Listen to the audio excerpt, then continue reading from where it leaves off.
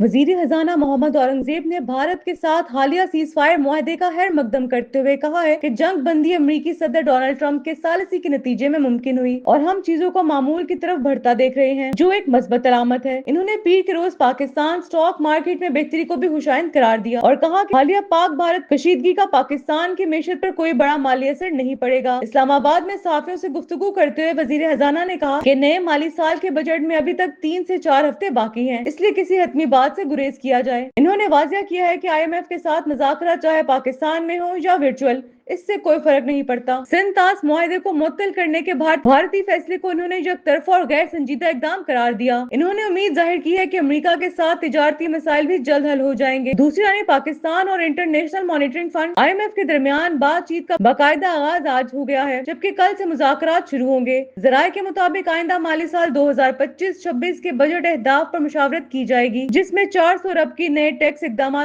जेर गौर आएंगे। जराये के मुताबिक IMF के साथ टैक्स रिलीफ से मुतालिक खसूसी सेशंस में मुनक्किद किए जाएंगे। काम के मुताबिक पाक भारत कशीदगी के तनाजुर में पाकिस्तान ने IMF से फौरी राब्ते का फैसला किया। मुज़ाकरात में सुपर टैक्स में कमी पर भी तफसीली बातचीत मुतवक्के है, जबकि बजट में आमदन और अखराजात, टैक्स आमदनी और नॉन टैक्स आमदनी के तहमीने IMF के साथ शेयर किए जाएंगे। जराये का कहना है कि हुकूमत तनख्वाहदार तबके पर इनकम टैक्स में कमी और सनत और तमीराती शोबे को रिलीफ देने के लिए IMF को कायल करने की कोशिश करेगी। वजारत खजाना के मुताबिक मुज़ाकरात का मकसद मुआशी इस्तेहकाम और मालियाती हसारे को काबू में रखना है, ताकि पाकिस्तान अपने माली अहदाफ के करीब तर पहुंच सके।